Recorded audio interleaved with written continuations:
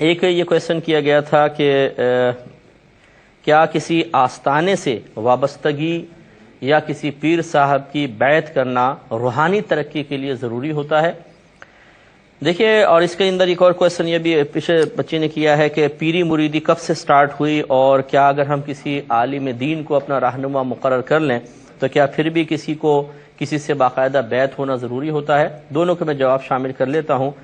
کہ یاد رکھیں کہ یہ پیری اور مریدی کے جو اصول ہیں یا اس کے بارے میں جتنے احکام ہیں وہ نبی کریم صلی اللہ علیہ وسلم اور صحابہ کرام کو بنیاد بنا کر حاصل کیے گئے ہیں کہ رحمت کونین صلی اللہ علیہ وسلم جب کسی کو اسلام میں داخل کرتے تھے تو اس سے باقاعدہ بیعت لیتے تھے. کبھی ہاتھ میں ہاتھ لے لیتے تھے سرکار، کبھی اپنی چادر مبارکہ پکڑوا لیتے تھے اور کچھ الفاظ آپ کہتے اور وہ اس کو دہراتے تھے. گویا کہ نبی کریم صلی اللہ علیہ وسلم انہیں اسلام میں داخل کرنے سے پہلے چند چیزوں کا ان سے وعدہ لیا کرتے تھے، وہ وعدہ کرتے تھے تو اسلام میں داخل ہو جاتے تھے، اس کے اور کلمہ وغیرہ پڑھ کے اس سے داخل ہو گئے. اس کے بعد وہ نبی کریم صلی اللہ علیہ وسلم کی اطاعت اور فرما برداری میں زندگی گزارتے اور سرکار ان کی روحانی تربیت فرمایا کرتے تھے. تو یہ تو تھی سرکار نے جو بیعت فرمائی، یہ بیعت اسلام تھی. اس کے بعد جو آگے سلسلہ چلتا رہا وہ بیعت ارادت ہوتی ہے. اس کا مطلب یہ ہوتا ہے کہ ہم کسی سے اسی طریقے سے اپنا روحانی تعلق قائم کرتے ہیں اور انہیں اپنا ایک مربی اور رہنما گویا کہ مقرر کر لیتے ہیں کہ ہم آپ کے ہاتھ میں ہاتھ دیتے ہیں، گویا کہ آپ کی اطاعت، آپ کے پیچھے چلنے کا قصد و ارادہ کرتے ہیں اور آپ اس کے بدلے میں ہماری روحانی تربیت فرمائیے. اور اللہ تعالیٰ کی راہ میں جتنی رکاوٹیں آتی ہیں کہ ہم ان رکاوٹوں کی وجہ سے بارگاہ الہی میں درجہ قرب حاصل نہیں کر پاتے، ان رکاوٹوں کو عبور کرنے کے سلسلے میں اور دور کرنے کے سلسلے میں آپ ہماری رہنمائی فرمائیں. تو اور پھر وہ ہم سے اس کے بدلے میں کچھ وعدے لیتے ہیں کہ آپ کو ایسا کرنا ہوگا، ایسا نہیں کرنا ہوگا. انسان وعدہ کر لیتا ہے اور انہیں اپنا روحانی ایک سمجھ لیجئے کہ مربی یا قائد یا لیڈر مقرر کر لیتا ہے. اس کو پھر پیر کہہ دیا جاتا ہے اور یہ مرید کہلاتے ہیں. تو چونکہ اس کا ثبوت نبی کریم صلی اللہ علیہ وسلم سے ہے کہ آپ نے اسلام کی بیعت بھی فرمائی اور بسا اوقات ایک اور بیعت فرمائی ہے اور وہ ہے گناہوں سے بچنے کی بیعت، اور سرکار نے وعدے لیے ہیں. جیسے کہ ایک دفعہ سرکار نے فرمایا کہ مجھ سے بیعت کرو. صحابہ کرام علیہم رضوان نے عرض صلی اللہ ہم تو آپ سے بیعت کر چکے ہیں، اب کس بات پر بیعت کریں؟ آپ نے فرمایا اس بات پر بیعت کرو کہ تم حق کہنے میں کسی ملامت کرنے والے کی ملامت کا لحاظ نہیں کرو گے. تو صحابہ کرام نے اس پر بھی بیعت کی. معلوم ہوا کہ سرکار نے دو بیعتوں کا تصور دیا، ایک کفر سے جب اسلام میں داخل ہوں وہ بیعت جو بیعت اسلام کہلاتی ہے، اور ایک وہ کہ جس میں چند کاموں کا ارادہ یا وعدہ لیا جاتا ہے اس سلسلے میں بیعت، اسے بیعت ارادت کہہ دیتے ہیں، جس کا ثبوت دوسری روایت کے اندر باقاعدہ موجود ہے. اور پھر یہ سلسلہ چلتا رہا. معلوم ہوا کہ اس کی ابتدا تو نبی کریم صلی اللہ علیہ وسلم سے بذات خود ہوئی اور اسی دور سے لے کر آج تک یہ چلتا آ رہا ہے. اب سوال یہ پیدا ہوتا ہے کہ کیا کسی کو پیر بنانا یہ لازم ہے؟ تو یہ لازم بمانے فرض یا واجب تو نہیں ہے، لیکن چونکہ ہمارے تقریباً 1500 سال کے اکابرین جو بڑے بڑے مقامات پر فائز ہوئے اور جن کی بزرگی مسلمہ ہے، جیسے شیخ عبد القادر جیلانی رضی اللہ تعالیٰ عنہ، معین الدین چشتی اجمیری رضی اللہ تعالیٰ عنہ، شیخ شہاب الدین سہروردی ہیں، اور حضرت بہاؤالدین نقشبند رضی اللہ تعالیٰ عنہ، یہ بڑے بڑے نام ہیں بزرگوں کے. یہ خود زہد و تقوی کے پیکر تھے، صاحب علم تھے، صاحب تقوی تھے، لیکن اس کے باوجود ان سب نے کسی نہ کسی کو اپنا روحانی رہنما اور مربی اور قائد مقرر کیا ہے. جیسے اس اعتبار سے کہا جا سکتا ہے کہ یہ بہت ہی امپورٹنٹ چیز ہوتی ہے کہ آپ صحیح ایک رہنما کا جو روحانی طور پہ آپ کی ترقی کا باعث بن سکے اس کا انتخاب کریں اور ان سے باقاعدہ بیعت کر کے روحانی منازل کو طے کریں. دنیا میں روحانی منازل بہت طے ہوتی ہیں اور انشاءاللہ پھر میدان محشر میں ان نفوس قدسیہ سے ہم حسن ظن رکھ سکتے ہیں کہ چونکہ یہ عالم دین بھی ہوتے ہیں، متقی ہوتے ہیں، پرہیزگار ہوتے ہیں، اور ایسے لوگوں کو اللہ تعالیٰ میدان محشر میں حق شفاعت عطا فرمائے گا. تو یہ ہو سکتا ہے کہ یہ ایک اور سہارا میدان محشر میں نجات کا حاصل ہو جائے کہ یہ اپنے مرید کی شفاعت کر کے اس کو جنت میں لے جائیں. لیکن یہ اس کا مطلب ہرگز نہیں ہے کہ ہم یہ کہیں کہ پیری مریدی کرنا فرض اور واجب ہے، نہیں کرو گے تو گناہ گار ہوگے، یا ہم یہ کہیں کہ جو بے پیرا ہوتا ہے ضرور جہنم کے اندر جائے گا، غلط ہے. اسی طریقے سے پیر کی بیعت کر لینے کے بعد بے پرواہ ہو جانا اور ہر طرح کے گناہ کرنا، اور جب کوئی سمجھائے تو کہنا جی ساڈا پیر بڑا وڈا پیر ہے جی وہ اپنے جنت میں لے جائے گا، اس قسم کی اوٹ پٹانگ باتیں کرنا بالکل غلط ہے۔ صحابہ کرام علیہم الرضوان نے نبی کریم صلی اللہ علیہ وسلم کی بیعت فرمائی، بیعت کی، اس کی سعادت حاصل کی۔ سرکار سے بڑھ کے رہنما کون ہوگا؟ لیکن آپ یہ دیکھیں کہ صحابہ کرام علیہم الرضوان نے کبھی بھی ایسا کوئی جملہ نہیں کہا کہ اب تو سرکار کی بیعت کر لی، اب تو سیدھے جنت میں جائیں گے، معاذ اللہ کوئی الٹا سیدھا کام کر لو،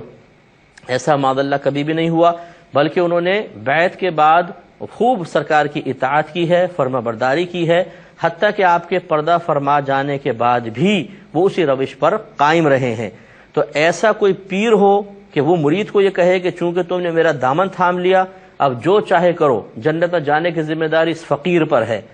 یہ ڈبہ پیر ہے، جعلی ہے۔ اور اسی طریقے سے کوئی مرید اگر اپنے پیر پر نازاں ہو کر اپنے آپ کو گناہوں کے راستے پہ لگا دے اور دعویٰ یہ کرے کہ جی میرا پیر انشاءاللہ بخشوا کے لے جائے گا، یہ بھی سخت گرفت کا باعث بنے گا، یہ غلط ہے۔ لہٰذا اگر کوئی چاہے تو اچھا ہے، کوئی اچھے پیر طریقت دیکھیں۔ ضمن میں عرض کر دیتا ہوں کہ 4 صفات ایک پیر کے اندر ضرور ہونی چاہیے۔ نمبر 1، وہ صحیح العقیدہ ہوں، یعنی ان کا کوئی عقیدہ اسلامی بنیادی عقائد سے ٹکراتا ہوا نہ ہو، متصادم نہ ہو۔ نمبر 2، وہ عالم دین ہوں، اور مفتی ہوں تو نور علی نور ہے کہ روحانی ترقی بھی ہوگی اور دنیاوی لحاظ سے معاملات میں بھی انشاءاللہ وہ گائیڈ لائن دیں گے۔ ہم نے بہت سے پیروں کو دیکھا ہے، زہد و تقویٰ کے پیکر ہوتے ہیں لیکن اتنے صاحب علم نہیں ہوتے، اور وہ اپنے مریدین کو شرعی مسائل بھی نہیں بتاتے۔ تو مرید آ کے روحانی ترقی کا خواہاں تو ہوتا ہے، لیکن جب یہاں سے نکلتا ہے تو بزنس جا کے حرام کر رہا ہوتا ہے، ناجائز ٹرمز اینڈ کنڈیشنز سے بزنس کر رہا ہوتا ہے اور اس طرح حرام کھا رہا ہوتا ہے۔ اب کتنی بھی پیر صاحب اس پہ اپنی روحانی تجلیاں برسائیں،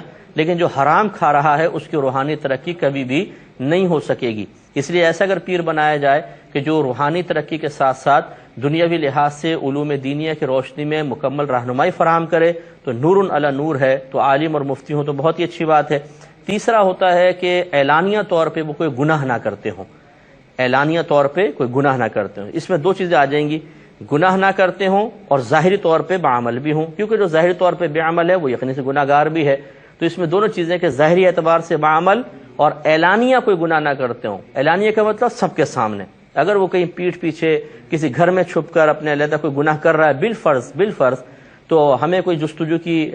مطلب اجازت نہیں ہے، بلکہ یہ حرام ہے کہ کسی کی جستجو کی جائے کہ ذرا ان کے پرائیویٹ معاملات دیکھیں کوئی گڑبڑ تو نہیں ہے، وہاں سے مطمئن ہو جائیں گے تب بیعت کریں گے، غلط۔ ظاہر دیکھیں، واچ کریں آپ 10 روز 15 روز 20 روز، اگر تمام معاملات بہت اچھے ہیں، کوئی اس میں اعلانیہ طور پہ خطا نہیں ہے تو صحیح ہے۔ اعلانیہ خطا میں جیسے مثال کے طور پر عورتوں کو بلا پردہ، بغیر پردے کے اپنے سامنے بٹھانا، یا عورتوں کے ہاتھ میں ہاتھ لے کر بیعت کرنا، یا عورتوں کا پیر صاحب کا بدن دبانا، یہ سب حرام ہے۔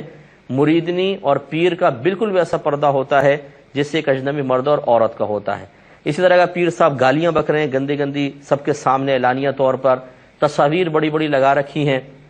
اور اسی طریقے سے چرس پیتا ہے کوئی پیر، یا نماز نہیں پڑھتا ہے اور کہتا یہ ہے مریدین کو کہ ہم روحانی نماز پڑھتے ہیں، ہم تمہارے سامنے بیٹھے ہوتے ہیں لیکن آنکھیں بند کرتے ہیں تو مکے میں پہنچ کے نماز ادا کرتے ہیں۔ یہ تمام چیزیں جو ہیں یہ غلط ہیں۔ اس طرح کا پیر یقیناً قابل بیعت نہیں ہے۔ کوئی ناراض بھی نہ ہو، بہت سے لوگ اس طرح کے کچھ پیر حضرات سے وابستہ ہوتے ہیں، جب ہم ایسی تو کوئی بات کہتے ہیں تو وہ ہم پہ ناراض ہونے لگ جاتے ہیں، غصہ ہوتے ہیں، کبھی اظہار بھی کر دیتے ہیں، کبھی ہمارے سامنے نہیں کرتے، دوسروں کے سامنے کرتے ہیں۔ تو میرے پیارے بھائی، کوئی ہمارا دوست نہیں ہے، کوئی ہمارا دشمن نہیں ہے، ہم ایک بات اگر کہہ رہے ہیں تو شریعت کے دائرے میں رہ کر کر رہے ہیں۔ ہاں، اگر ہم شرعی لحاظ سے غلط بات کر رہے ہیں تو آپ اپنے اندر اتنی اخلاقی جرت پیدا کریں کہ آپ ہمارے پاس آئیے اور ہمیں سمجھائیے کہ جی آپ نے جو بات کہی یہ غلط ہے، اس کا ثبوت یہ رہا قرآن و حدیث سے۔ لیکن اگر آپ قرآن و حدیث سے ثبوت لانے میں ناکام ہیں اور پھر آپ یہ سمجھیں کہ جو قرآن و حدیث کی بات کر رہا ہے وہ خاموش ہو جائے اور ہم اپنے نفسانی تقاضوں کے تحت جو رسومات رائج کریں وہ رائج ہو جائیں اور ان کو غلط بھی نہ کہا جائے،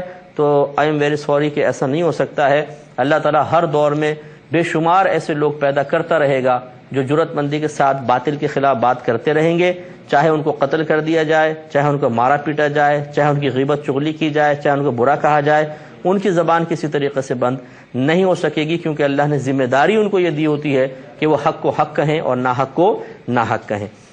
تو اس قسم کے پیر کی بیعت نہیں۔ چوتھا یہ کہ ان کا جو شجرہ شریف ہے وہ متصل ہو۔ یہ شجرہ ویسے درخت کو کہتے ہیں، ہوا یہ ہے کہ نبی کریم صلی اللہ علیہ وسلم نے جیسے کسی کو بیعت فرمائی، پھر اپنے